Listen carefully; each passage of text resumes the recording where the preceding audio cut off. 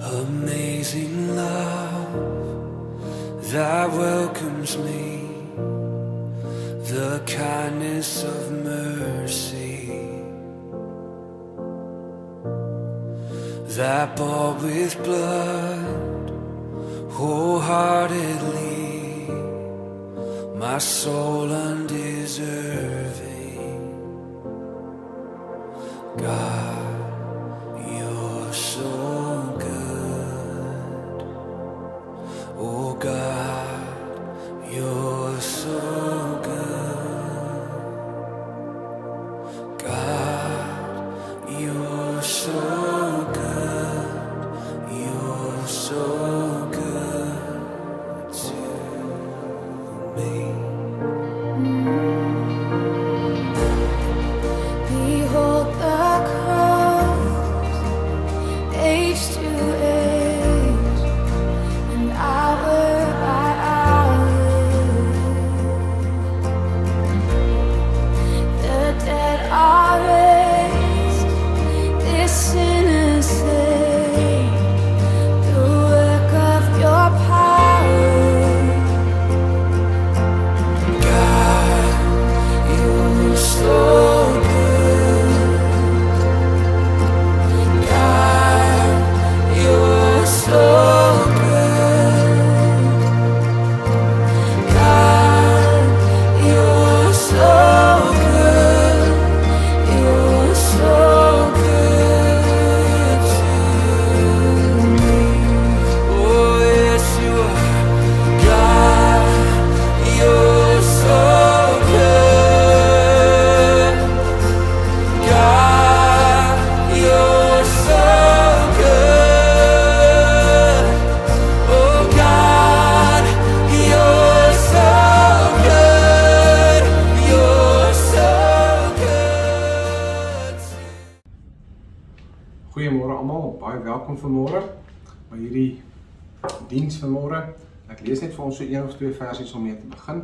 Psalm 103 vers 1 sê: Loof die Here o my siel en alles wat binne my is sy heilige naam. Loof die Here o my siel en vergeet geen een van sy weldade nie, wat al jou ongeregtighede vergewe en jou krankhede genees. Prys die Here vir sy goedheid vanmôre. Mag ons nooit die goeie dinge, die vrede, vreugde en blydskap wat God vir ons gee, ekskuus tog, vergeet nie. Kom ons sit net so, dan bid ons net gou saam. Almagtige Vader, dankie vir hierdie nuwe dag, dankie vir nuwe genade, vir nuwe goedheid. Dankie dat U goed doen aan ons, Here. En mag ons dit nooit vergeet nie. Help ons vanmôre, Here, om ons harte voor U oop te maak. Dankie vir U woord. Seën asseblief U woord aan ons harte. Geef ons die vermoë om dit te ontvang en Here, dat dit sal vrug dra in ons lewe. Ons prys, eer en loof U vanmôre in die naam van Jesus. Amen. Prys die Here. So vanmôre gaan ons bietjie gesels oor die gedagtes, oor bietjie kyk wat die woord van die Here sê rondom die toestand van ons gedagtes, ons denke, ons gemoed, ons emosies en ons gevoelens en hoe dit 'n rol speel in ons lewe, hoe dit baie belangrik is vir ons dat ons gedagtes gesentreer is en gefokus is op die Here. Goed, so die eerste vers wat ons wil lees vanoggend is in 1 Johannes 2 vers 16. Maar net voor ek daarby kom, die feit van die saak is dat die wêreld het 'n konstante invloed op ons gedagtes en ons denke. Die wêreld waarin ons lewe wil graag ons denke in 'n sekere rigting druk. Dit wil ons beheer, dit wil vir ons voorskryf hoe om te dink, hoe om nie te dink nie. Maar ek en jy moet as kind van die Here moet op God se woord gebruik as die riglyn vir ons denke. Ons moet ons denke aanpas volgens wat God se wil is, wat God se woord is, ensovoorts ensovoorts. So 1 Johannes 2 vers 16 of eintlik vanaf vers 15 af. Moenie die wêreld lief hê of die dinge van die wêreld nie. As iemand die wêreld liefhet, dan is die liefde van die Vader nie in hom nie. Want alles wat in die wêreld is, die begeerlikheid van die vlees, die begeerlikheid van die oë, die grootsheid van die lewe, is nie uit die Vader nie, maar uit die wêreld. En die wêreld sal verbygaan en sy begeerlikhede, maar hy wat die wil van God doen, bly vir ewig. Goed, so dis belangrik, die oog, die oor en die gevoel, begeerlikhede van die vlees, begeerlikhede van die oë, die grootsheid van die lewe. Al hierdie dinge het 'n invloed daarop oor hoe ek en jy dink. En ek wil amper vanmôre sê hoe ek reageer. Met ander woorde, wanneer 'n sekere situasie homself voordoen, wat is die eerste gedagte wat opkom? Wat is die gedagtes wat my bestuur, wat my amper half uit reaksie uit laat optree? Goed, die vyand dink eenvoudig mee oor ons mense gedagtes. Nou, ons weet dat die vyand is 'n leienaar, ons weet hy's 'n mensemoordenaar, sê die Bybel vir ons van die begin af. Dis hoe hy vir Adam en Eva mislei het, want sy koninkryk is gebou op misleiding. Hy wil ons mislei, sodat ons denke gebaseer is op leuns, op dit wat nie waar is nie, veral vrees gebruik hy ook baie, om ons te manipuleer, sodat ons denke, ons gedagtes, ons eerste gedagte wat by ons opkom, vanuit 'n verkeerde en 'n wêreldse, vleeslike agtergrond uitkom. As hy ons denke kan beheer, en wie ook al ons denke beheer, het 'n baie groot invloed op ons lewens. So hierdie konsep kry ons in Korintiërs, van presies wat die Here daar vir ons wil sê in 2 Korintiërs hoofstuk 10, en ek gaan daar vir ons lees vanaf vers 5. Ek lees vanaf vers 3, want hoewel ons in die vlees wandel, voer ons die stryd nie volgens die vlees nie. Want die wapens van ons stryd is nie vleeslik nie, maar kragtig deur God om vestings neer te werp, terwyl ons planne verbreek en elke skans wat opgerig word teen die kennis van God en elke gedagte gevange neem tot gehoorsaamheid aan Christus, en ons gereed hou om elke ongehoorsaamheid te straf wanneer julle gehoorsaamheid volkome is.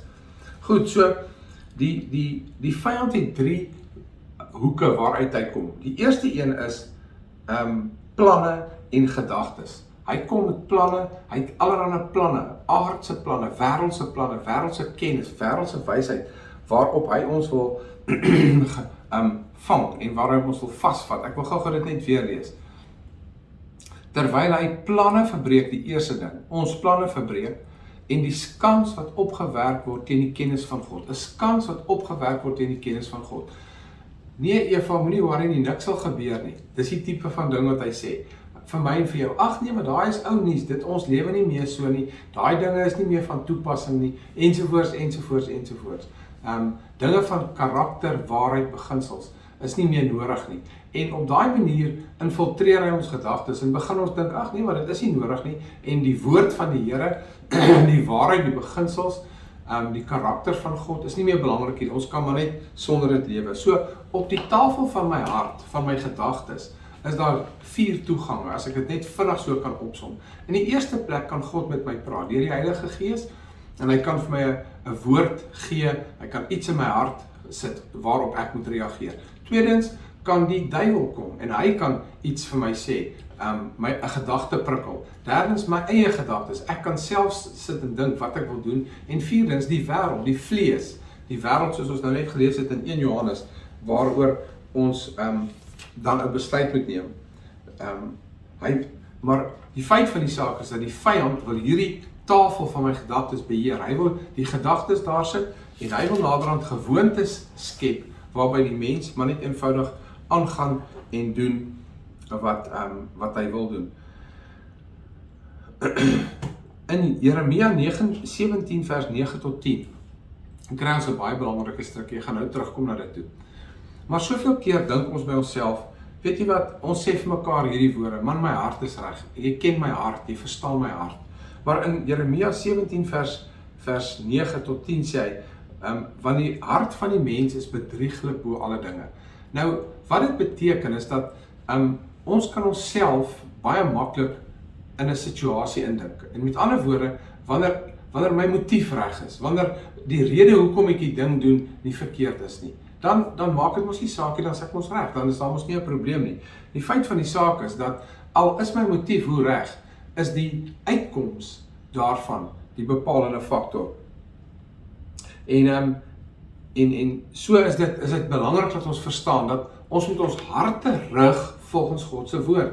In Psalm 1 sê die woord vir ons, welgeluksalig is die man wat nie sit in die kring van die spotters nie, maar sy behaag is in die woord van die Here, en hy oordink dit dag en nag. Met ander woorde, ek gebruik die woord van die Here om my gedagtes te toets, om my gedagtes te evalueer, om te kyk of dit wat ek dink, hoe ek optree, wat ek beskou as die algemene aanvaarbare metode van my lewe van lewe. Is dit in lyn met die woord of is dit nie? En dis nie altyd so maklik nie, want ons word, soos ons net nou gelees het, deur die samelewing gebombardeer, deur die vlees en die dinge van die wêreld, om op 'n sekere manier te dink. Goed, in Matteus hoofstuk 4 vanaf vers 1 tot 11, kom die duiwel en hy kom versoek vir Jesus. Hy sê vir hom, en kyk wat mooi wat doen hy sê, as u die seun van God is. Hy sê nie jy is nie, hy sê net as. Hy saai twyfel. Hy wil twyfel by Jesus kom saai, dat as hy die seun van God is, onthou hy het gevas vir 40 dae, en was baie honger, en hier kom die duiwel en hy sê, as jy die seun van God is, verander hierdie klippe in brode. Met ander woorde, hy fokus in op Jesus se fisiese nood. Jesus is honger na 40 dae. Hy sê vir man, weet jy wat, doen hy dit? En so gaan hy voort met 3 basiese versoekinge in Jesus se lewe. Fisies, emosioneel en geestelik kom hy. En hy kom versoek hom.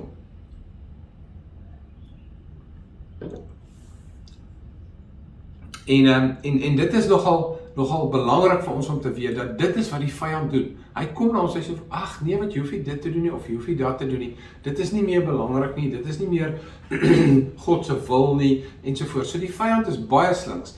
Hy kom en hy val reeds die woord van die Here aan. Is dit regtig nodig? Julle hoef dit nie meer te doen nie, en al daai tipe van dinge. Goed. Nou gaan ons bietjie na 'n paar ander skrifte kyk oor kennis. Dit wat in my verwysingsraamwerk ek gebruik om besluite te neem. Nou, kennis van my omgewing, van my wêreld, van my lewe, is baie belangrik. Dit beïnvloed hoe ek dink. En so ons gaan 'n bietjie kyk na Prediker, hoofstuk 1, moet net gou daarby uitkom. Prediker, hoofstuk 1, en ek gaan daar vir ons lees vers 17 en 18. Maar toe ek my hart daarop gerig het om wysheid en kennis, verstandigheid en dwaasheid te leer ken, het ek ingesien dat dit ook 'n gejaag na wind is. Want by baie wysheid is baie verdriet, en wie kennis vermeerder smart. Nou, uit die aard van die saak is dit nie kennis van die woord van God nie. Dis aardse wysheid, slimheid, kundigheid, aardse kundigheid, wêreldse, vleeslike kundigheid. En dis nie van veel waarde as dit nie getoets word deur die woord van die Here nie. Dan lees ek vir ons ook Prediker hoofstuk 12, en ek wil daar vir ons net een versie gou lees.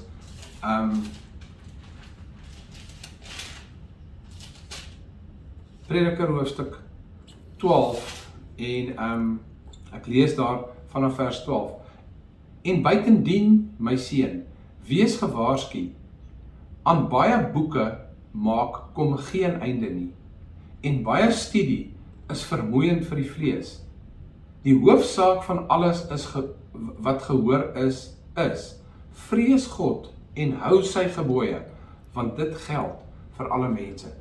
Met ander woorde, die woord van die Here, dit wat God sê, is die bepalende faktor. Maak nie saak hoe gevorderd en vooruitdenkend hierdie wêreld raak nie. Dit kan nooit by die woord van die Here verby beweeg nie. Goed, ek het so 'n dingetjie gehoor wat sê, beware of false knowledge, it is more dangerous than ignorance. Met ander woorde, dit help nie ons is vreeslik slim volgens die wêreld nie.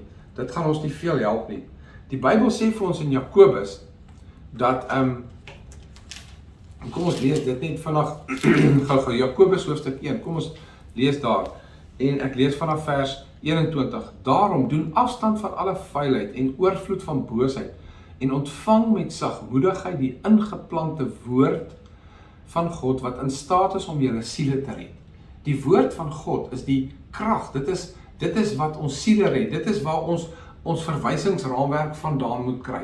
Maar wanneer ek met 'n situasie op hierdie aarde gekonfronteer word, hoe gaan ek optree? Wat gaan my eerste gedagte wees? Moet die woord van God wees. En word daders van die woord en nie net hoorders wat julle self bedrieg nie. So, dis baie belangrik, want as iemand 'n hoorder van die woord is en nie 'n dader nie, die is soos 'n man wat sy natuurlike gesig in 'n spieël sien, en want hy sien homself en gaan weg en vergeet dadelik hoe hy gelyk het. Met ander woorde, ons hoor die woord, ons glo dit is waar, maar dit het geen invloed op my reaksie nie, geen invloed oor hoe ek optree nie. En so daarom is dit belangrik om die woord van die Here te vat en 'n deel van my lewe te maak. Dan lees ek vir ons nog 'n versie in Timoteus hoofstuk 3. En hier kry ons 'n baie interessante skrif waar Paulus met ons praat oor wat in die laaste dae gaan gebeur met betrekking tot verleidinge en sovoorts. Ek lees vir ons vanaf vers 5. Mense wat 'n gedaante van godsaligheid het, maar die krag daarvan verloon, keer julle van sulke mense af. Want uit hulle is die wat in huise insluip en arme vroue gevange neem, wat met sonde belaai is en deur allerlei begeerlikhede gedryf word. Vers 7. Wat altyd leer en nooit tot die kennis van die waarheid kom nie. Hoor mooi. Hulle leer altyd, maar hulle kom nooit tot die kennis van die waarheid nie. Die sleutelwoord is hier, kennis van die waarheid. Mense wat, hulle is vreeslik slim, maar hulle ken nie die waarheid nie. Hulle ken nie die waarheid is die woord van God. Die weg, die waarheid en die lewe. Jesus Christus, ons Here. Goed, so, dan wil ek vir ons ook 'n versie lees, of net dit vir ons noem, is Psalm 119, vers 11. Ek het u woord in my hart geberg. Dis my so mooi versie. Ek het u woord gevat, ek het in my hart geberg. Want onthou wat die Bybel verder vir ons sê. Hy sê vir ons, wat die hart van vol is, loop die mond van oor. Dit wat in ons harte ingaan, dit wat ons toelaat om in ons harte te lê, dit is die bestanddele wat veroorsaak van hoe ons optree. So ons moet die woord van God vat, ons moet dit in ons harte sit en ons moet dit daar bære. Want Spreuke hoofstuk 23 vers 7 sê, soos 'n mens hom in sy hart voorneem, so is hy. So daarom ook moet ons pas op wat in ons harte ingaan, dit wat ons sien, dit wat ons hoor, dit waarna ons luister. Want daai goed kondisioneer ons hart. As ons heeltyd wêreldse, vleeslike gedagtes vat en daarna luister en die heeltyd na daai tipe van goed mee omgaan het, dan bring dit korrupsie in ons harte in en dit vernietig ons harte. So daarom wil ek vir ons net verder lees wat die woord sê in Romeine 8 vanaf vers 5.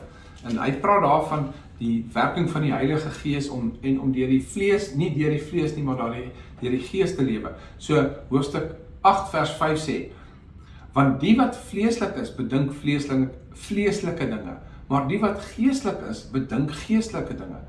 Want wat die vlees bedink is dood, maar wat die Gees bedink is vrede. Omdat wat die vlees bedink vyandskap teen God is, want dit onderwerp hom nie aan die wet van God nie, maar want dit ken hom nie. Met ander woorde, ek en jy het nodig om die woord van God, om geestelike dinge te bedink, met ander woorde om na te dink daaroor, om toe te laat dat ons gedagtes, ons denke gevul word met geestelike dinge. En ek sê weer, in die wêreld waar ons lewe vandag, met sosiale media en met al die bombardering van ons gedagtes, ons word heeldag gekondisioneer deur vleeslike gedagtes, moord, roof, hartseer, pyn, vernietiging. Is aan die orde van die dag. As jy die nuus aansit, dan is die eerste helfte van die nuus word bedek deur een of ander moorde en allerlei goed. En dis nie goed nie. Die woord sê vir ons in Kolossense, bedink die dinge wat daar bo is, waar Christus is, en nie die dinge wat op die aarde is nie. Want die feit van die saak is, dit wat ek heeltyd mediteer op, dit wat heeltyd bo op my gedagtes is die dinge wat my hart gaan beïnvloed, my denke, my reaksie, my gemoed gaan beïnvloed, en dit gaan bepaal hoe ons optree en wat ons doen. So dis baie belangrik dat ons onsself sal kondisioneer met die woord van God om by die Here uit te kom, om toe te laat dat die Here ons gedagtes suiwer. Welgeluksalig is die man wat nie sit in die kring van die spotters nie. Amen.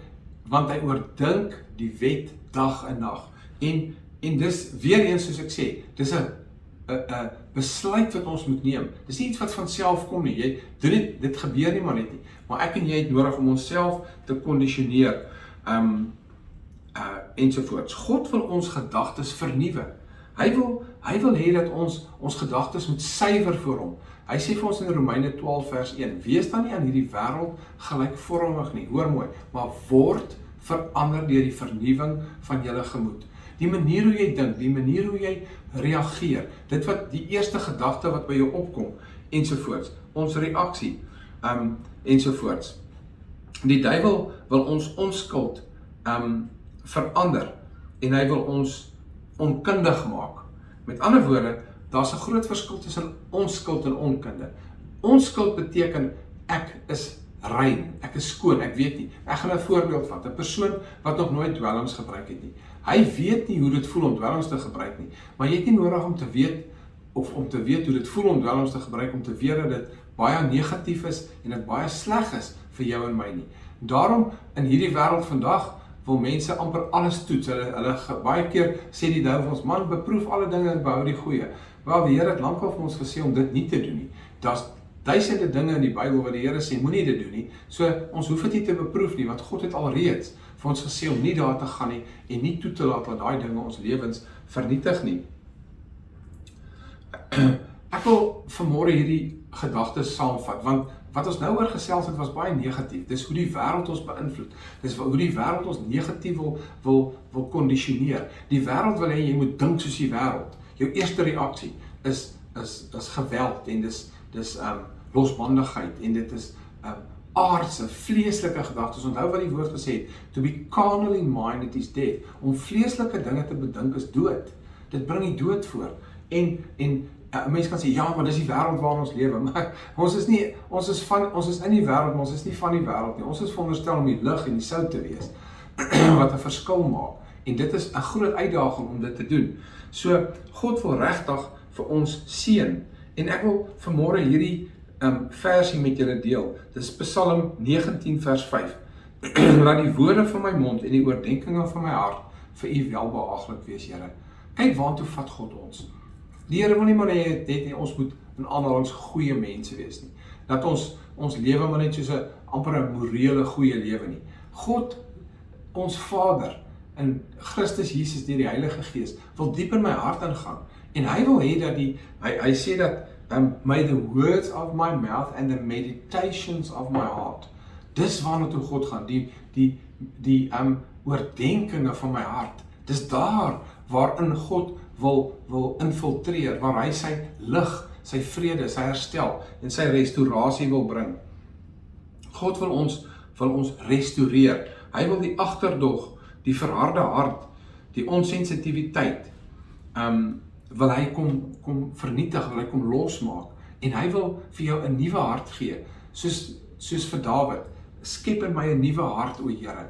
En dit is wat die Here wil doen. Hy wil jou vanmôre 'n nuwe hart gee. Hy wil vanmôre daai wonde en verwoesting en vernietiging en dinge wat die vyand daar gebou het as vestings, wil hy verbreek. Hy wil elke skans wat opgerig word teen die kennis van Christus, elke plan wat die duiwel kom om vir my en vir jou te beheer deur ons gedagtes, deur ons denke, deur te sê, deur ons dink nie eers nie, ons reageer net so, vleeslik verkeerd, to be carnally minded, om wêreldse gedagtes heeltyd op die voorgrond van my lewe te hê. God wil ons verlos daarvan.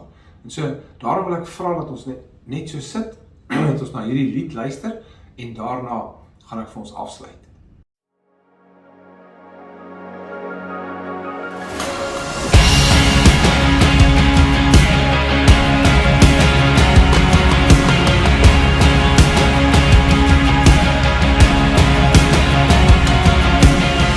When all I see is the battle, you see my my victory.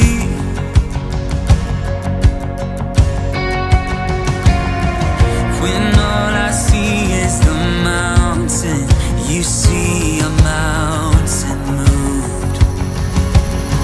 And as I walk through the shadow, your love surrounds me.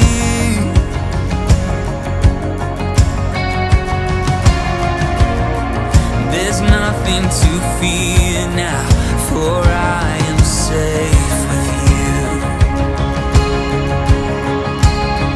So when I'll fight on my knees with my head lifted high.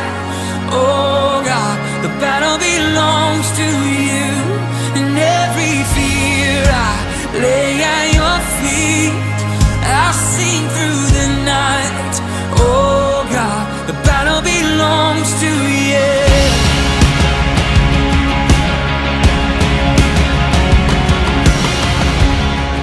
And if you are for me, who can be against me? Yeah. For Jesus, there's nothing impossible for you. When all I see are the exits, you see the beauty. Thank you, God. When all I see is the cross, God, you see the empty tomb. So when I'll fight on my knees with my head lifted high. Oh God, the battle belongs to you, and every fear I lay at your feet. I'll sing through the night. Oh God, the battle belongs to you. So prys die Here vir sy goedheid en genade. Kom ons sit so vanmôre en ek bid saam met jou. En as jy vanmôre besef dat in jou hart is daar soveel dinge wat vleeslik gemotiveer is, vleeslike gedagtes, vleeslike denke, dat jou eerste reaksie is altyd vleeslike goed, sonde, losbandigheid en daai tipe van goed. Wil God dit skoonmaak? Hy wil jou restoreer daarvan. Kom ons bid daaroor vanmôre.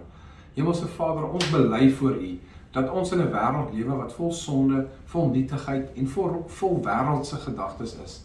En Here, ons erken dat hierdie goed baie keer hou vas plek in ons lewe kry. Ons wil dit voor U kom bely. Ons wil kom vra asseblief, Here, kom vernuwe ons gemoed. Kom maak ons in ons gees nuut, sodat die oordenkinge van my hart en die woorde van my mond welbehaaglik vir U sal wees. Dat dit nie wêrelds carnally minded sal wees nie, dat dit nie sal wees in lyn met die moderne dinge van die wêreld nie, maar dat dit sal wees in lyn met U woord, om te loof en te prys, om U te verheerlik, om U naam groot te maak, en Here, dat U daardeur verheerlik sal word. Dankie vir U woord, ek prys U vanmôre, en ek loof U, en ek bid vir elke persoon vanmôre, dat U ons harte nuut, skoon en rein maak, dat U ons onskuld vir ons teruggee, Here. Ons eer U vandag, ons prys U naam, word U verheerlik in ons lewens, in die naam van Jesus. Amen. Prys die Here, gaan in sy wonderlike vrede en vreugde. Amen.